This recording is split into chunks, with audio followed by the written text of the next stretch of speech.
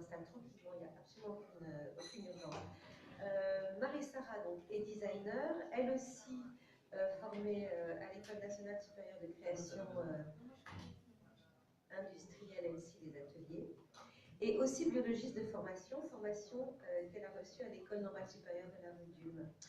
Aujourd'hui, et c'est un des éléments intéressants, et aussi pour le pavillon, d'une certaine manière, c'est d'avoir regroupé comme ça des types d'expériences, ou des typologies d'expériences, ou des expériences qui s'ancrent dans des territoires ou des formations différentes. Aujourd'hui, Marie-Sarah dirige la création au sein d'une entreprise de biotechnologie qu'elle a cofondée, Pili, et qui développe donc des techniques de production de colorants qui sont renouvelables en s'appuyant sur des principes de fermentation. Je ne vais pas plus rentrer dans les...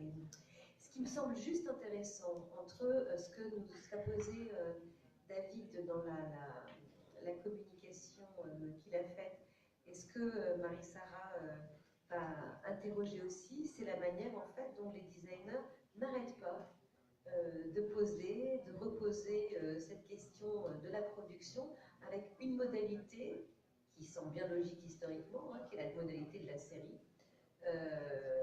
Et donc, comment faire bosser la nature? Je me permets d'être aussi simple et direct que ça.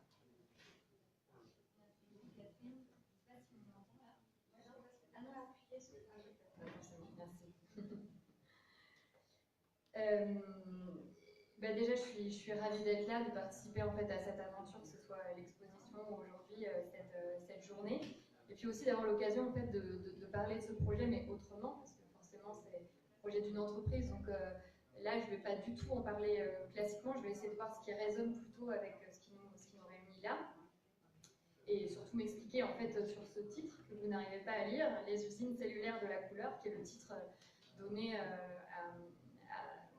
au projet que je présente au pavillon. Et donc Catherine rappelait en fait que j'ai cette formation de en création industrielle et en biologie. Et finalement, en fait, ça m'est apparu tout d'un coup en préparant cette présentation, qu'on pourrait dire que, en tout cas dans ce travail, je fais de la création industrielle en biologie. En tout cas, je me permets de le formuler comme ça aujourd'hui parce que c'est le sujet. Et justement, en fait, j'aime bien aussi le fait que ce soit un petit peu rugueux de mettre l'industrie ou l'usine à côté du vivant, à côté de la nature. C'est deux choses qui vont pas forcément très bien ensemble, qui sont un petit peu dissonants.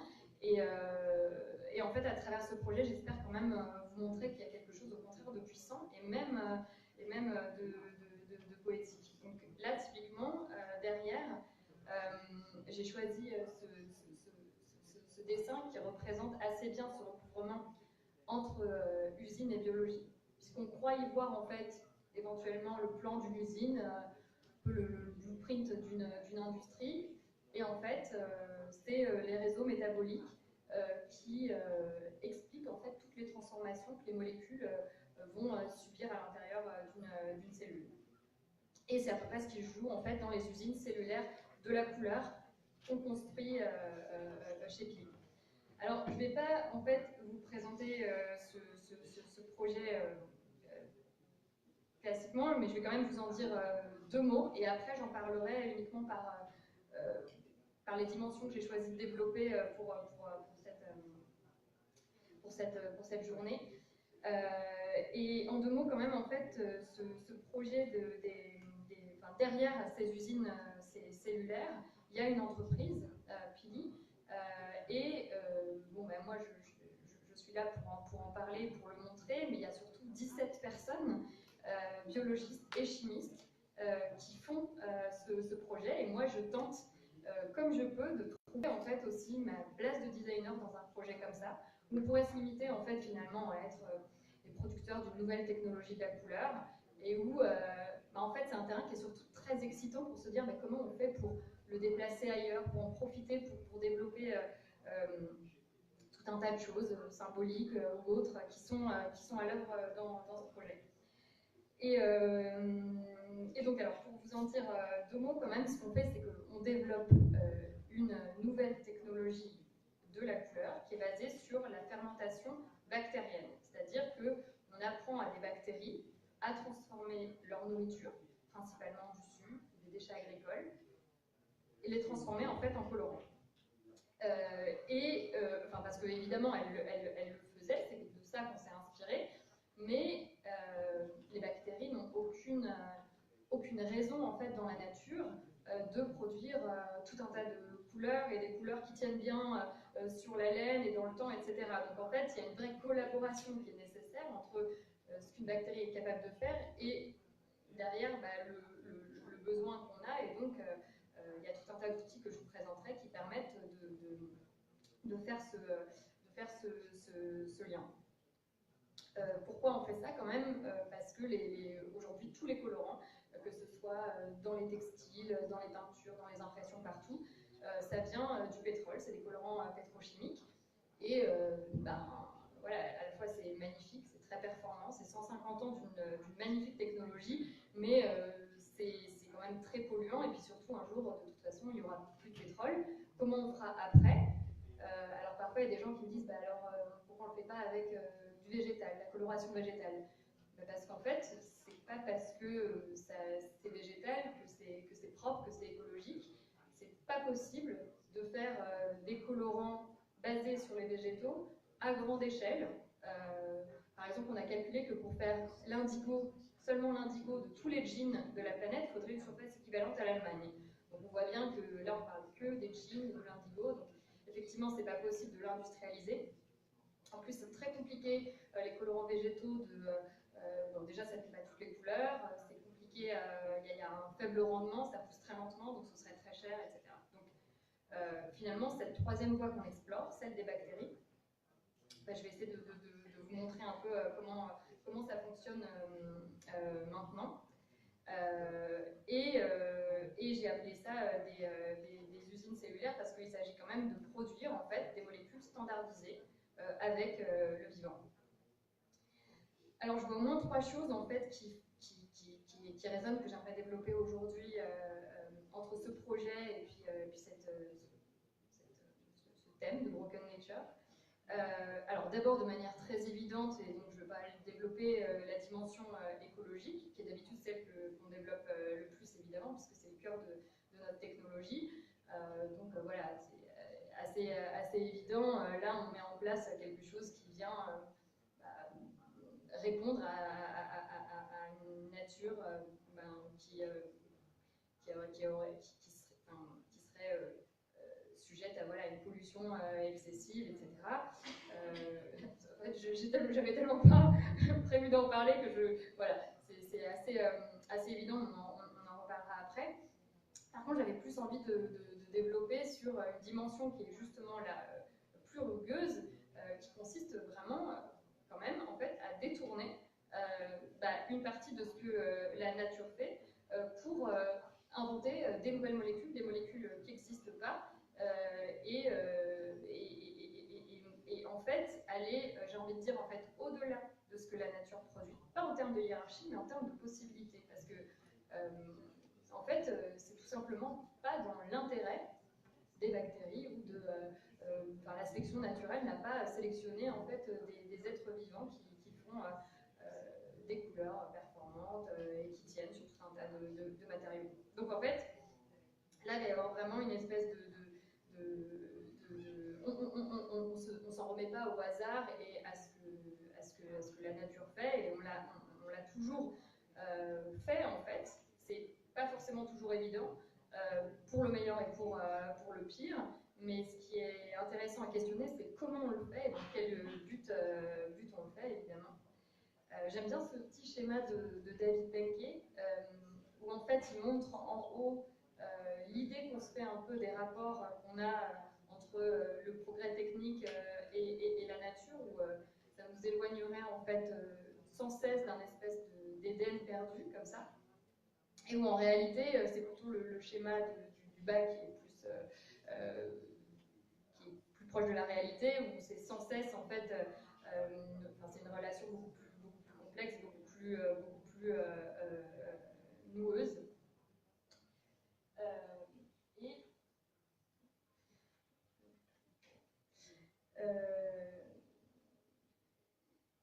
qu'est-ce que je voulais vous dire d'autre? Pardon. Enfin oui, bon, enfin, c'est des choses de toute façon que je vais développer après. Et puis il y a une troisième dimension qui est le fait de pouvoir en fait, qu'est-ce qui peut être cassé aussi, c'est aussi l'image qu'on a de cette nature en question. Et donc là, en l'occurrence, celle des microbes qui, on va le voir, en fait, sont passés de l'ennemi à abattre à aujourd'hui la solution un peu à tout, donc de passer toujours un peu d'un extrême à l'autre, on l'a dit un peu déjà ce matin, et où en fait là il y a des occasions qui sont assez merveilleuses en fait pour aller sonder tous ces imaginaires. Et alors avant de rentrer dans le détail de ces usines cellulaires, je voulais vous parler des usines cellulaires déjà qui sont en nous et qui nous permettent de fabriquer notre énergie. Et donc à gauche, vous avez les mitochondries qui sont vraiment les petites usines à énergie en fait, qu'on a dans chaque cellule. Et à droite, les chloroplastes qui permettent aux plantes là, de transformer en fait l'énergie du soleil, l'énergie électromagnétique, en énergie chimique qui va être directement disponible. Ce qu'on voit, c'est que dans les deux cas, en fait, il y a tous ces petits replis membranaires et c'est là en fait que l'énergie elle va être fabriquée.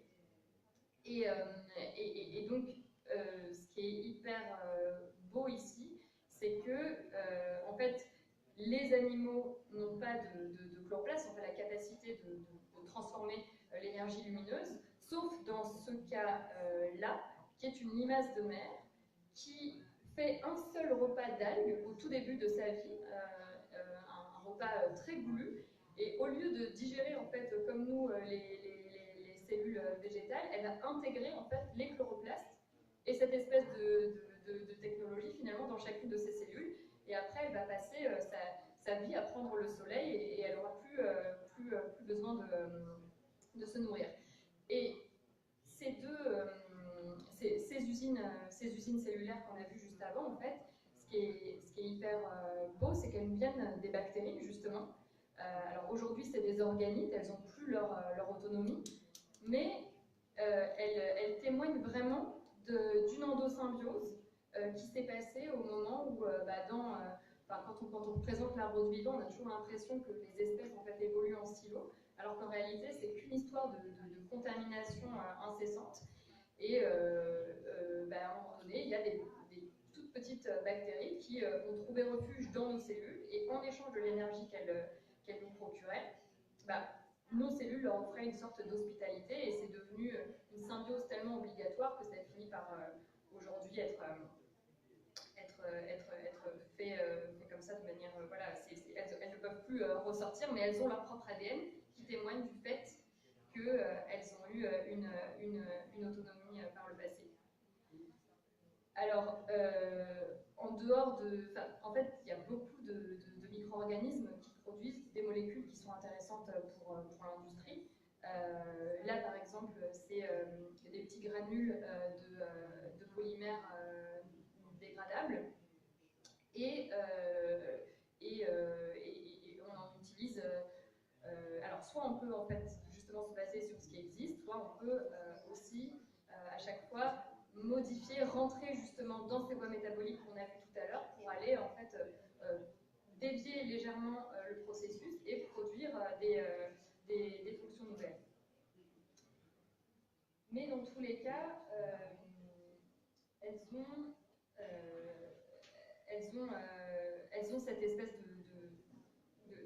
caractéristique qui fait que voilà, on peut y voir très facilement aussi une espèce de mécanique du vivant, tous ces rouages en fait on commence à comprendre, on commence à voir, à connaître assez précisément, et donc d'où la raison de ce rapprochement. Et pour revenir, alors, attendez, pardon, je me suis perdue. Bon, c'est pas grave.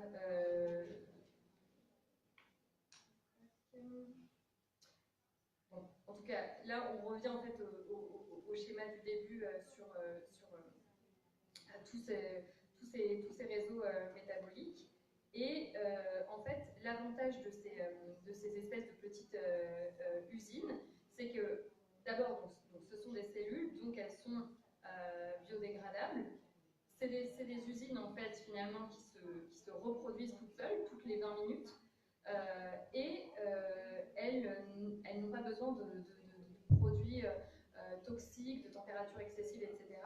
Parce que toutes ces transformations qu'on voit ici, en fait, elles les réalisent grâce à des molécules merveilleuses qui sont les enzymes et qui vont catalyser les réactions des millions de fois plus vite que si elles n'étaient pas en présence. Donc les enzymes, en fait, on a absolument partout.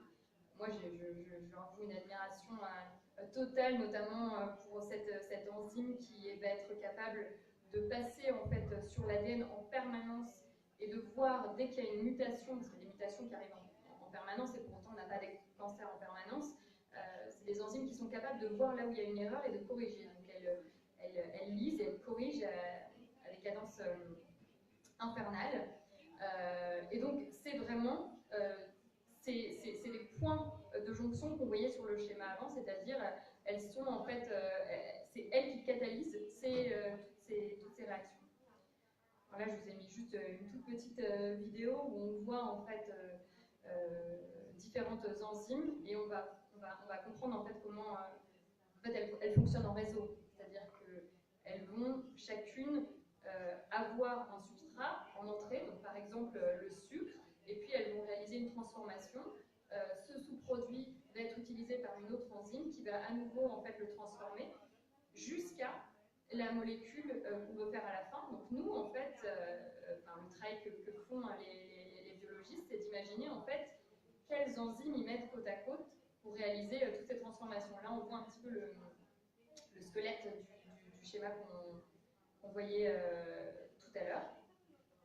Et alors, ce qu'il y a de particulier en fait chez Pili, c'est que on a vraiment une vraie, il n'y a pas que des biologistes en fait. On commence par la chimie, parce qu'en fait la chimie c'est les molécules. Donc les chimistes vont en fait imaginer des molécules qui n'existent même pas forcément en fait dans le vivant et qui n'existent même pas forcément dans la pétrochimie non plus. Parfois on peut essayer de refabriquer, mais de manière propre, des molécules qui ont déjà fait leurs preuves, mais on peut aussi en fait imaginer des molécules qui n'existent pas en rajoutant en fait des groupements à ces molécules qui vont les fonctionnaliser de telle sorte à ce qu'en fait elles vont avoir une affinité très particulière en fait pour différents types de fibres, qui fait qu'on n'aura même plus besoin de mordants, on aura besoin d'utiliser beaucoup moins d'eau pour les fixer, etc. Et donc ça c'est très très puissant, c'est-à-dire que notre stratégie c'est que les chimistes commencent par imaginer ces molécules et ensuite ils vont voir les biologistes et ils leur demandent comment est-ce que tu peux me fabriquer ça. Et les biologistes, eux, ils ont toute une bibliothèque en fait d'enzymes, de fonctions, et ils vont dire bon bah voilà, par exemple là il y a tel squelette qu'on peut trouver chez telle plante, cette bactérie elle a telle enzyme qui va pouvoir ajouter ce groupement, etc. Et à la fin reconstruire en fait ces molécules rêvées en fait finalement. Ah oui, il y a une petite. Et en même temps, donc, ce qui est hyper intéressant, c'est que donc, je parle d'usine, mais c'est quand même du vivant. Donc en fait, c'est assez reproductible. Et en même temps, c'est pas si simple.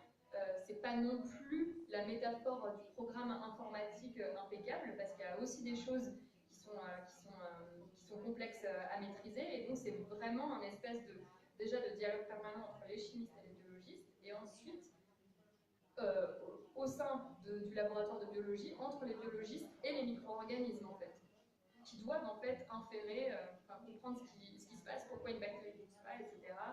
Pourquoi on n'a pas la couleur qu'on voulait.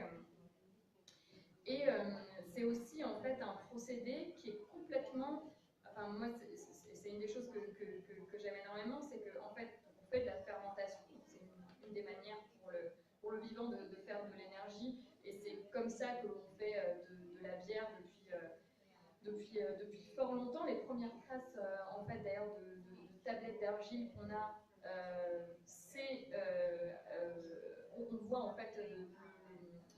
le symbole de la bière qui est représentée, parce que c'était une des manières de payer. Et puis les premières traces qu'on a, en fait, c'est des sortes de factures, de tablettes de comptabilité, en fait. Et c'est ça qui nous prouve qu'il y a moins 8000 ans, il y avait déjà de la bière, qui est une sorte de pain liquide, en fait. Ça s'est fait de manière assez accidentelle. Et de l'autre côté, donc quelque chose qui a un savoir-faire très ancien, et de l'autre côté, la biologie synthétique, qui alors là est une très jeune discipline, et qui va permettre en fait de décomposer un peu toutes les fonctions du vivant, et justement en fait de pouvoir modifier et rentrer en fait dans cette suite logique pour dévier, faire des ramifications dans ce procédé. Alors là, je passe juste un tout petit bout, un extrait de la vidéo qui est dans le pavillon. Là, c'est évidemment en avance rapide, mais ça, c'est une des choses qui est très puissante avec les bactéries. C'est que donc, une bactérie, au début de la journée, qui se divise donc, en 2 au bout de 20 minutes, à la fin de la journée, il y a des milliards de bactéries. Donc, si chacune produit des petits granules de couleur, en fait, ça produit quand même pas mal de colorants.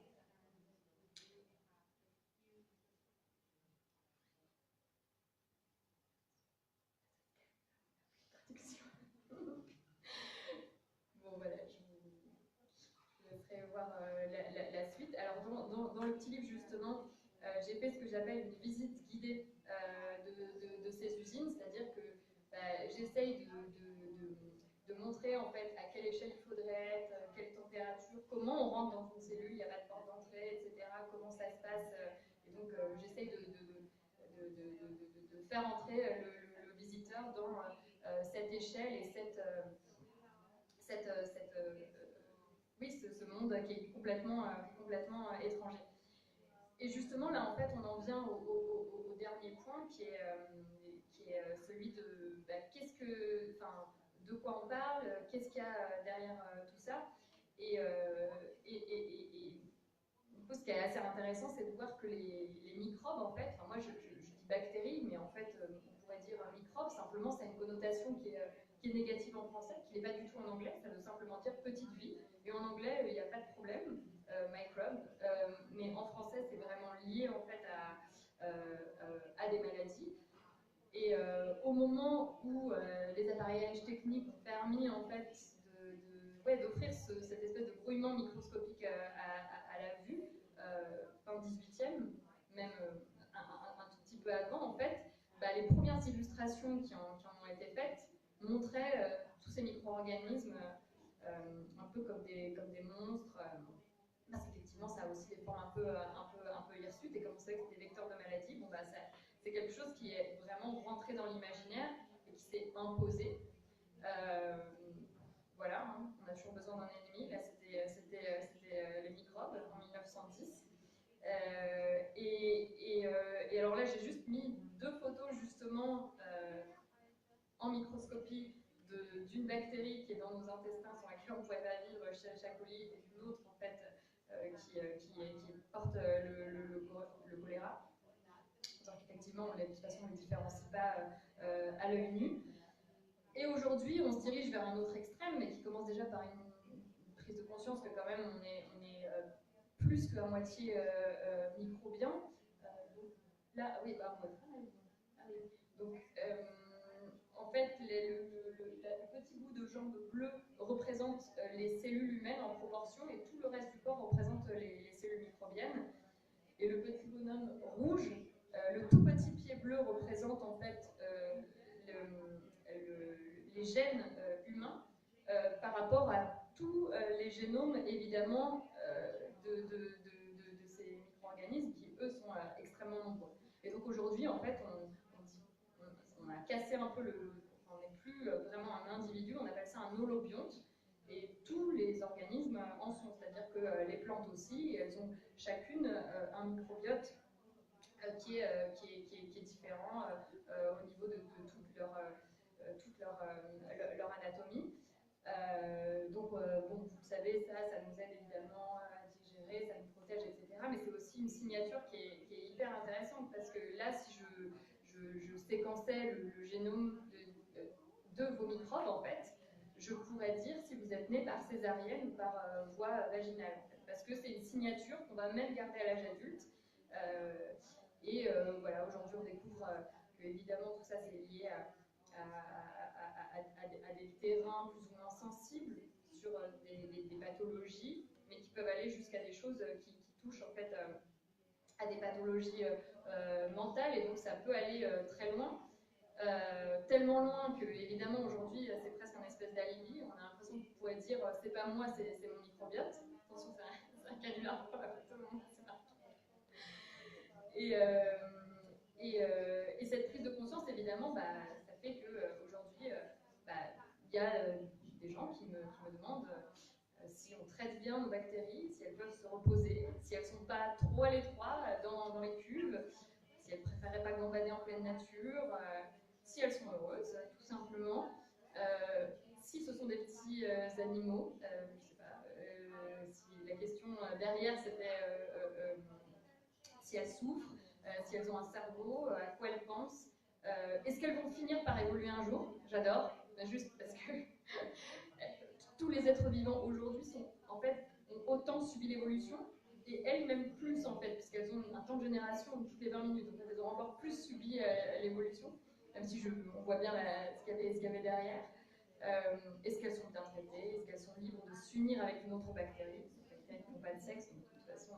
Alors, elles ont d'autres manières de s'unir, mais de se passer des savoir-faire, justement, par ce qu'on appelle des piliers, d'où notre nom, en fait. Et est-ce qu'on les récompense? Donc, évidemment, pas en congé payé, ça n'intéresse pas les bactéries. Ce qu'elles veulent, c'est vivre et se reproduire. Mais, on pourrait balayer, en fait, tous ces questionnements et se dire que ça prouve, en fait, l'ignorance de ceux qui les posent. Et au contraire, moi, je trouve que c'est hyper intéressant de les prendre au sérieux, avec humour, bien sûr, mais de les prendre au sérieux. Ah oui, oui. J'avais juste mis ça, qui est un texte du philosophe Thomas Nagel qui dit qu'est-ce que ça fait comme effet d'être une chauve-souris, et qui explique qu'on n'aura jamais moyen d'accéder à l'expérience du monde que fait une chauve-souris, donc encore moins d'une bactérie évidemment. Mais je suis en train de mettre en place ce que j'ai appelé un syndicat des bactéries, qui serait en fait l'occasion de réunir d'une part en fait tous les questionnements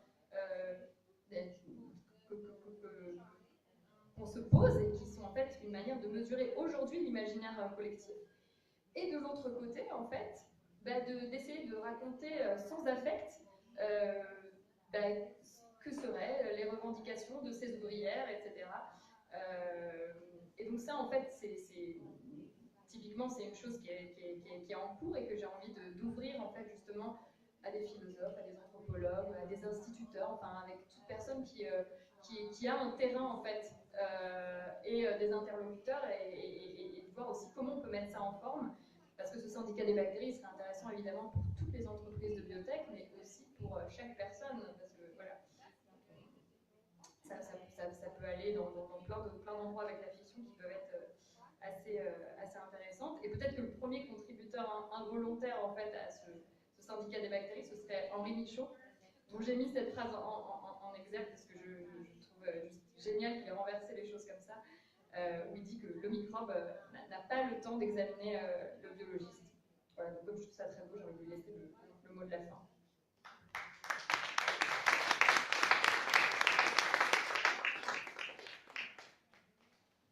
Je ne sais pas s'il y a des questions.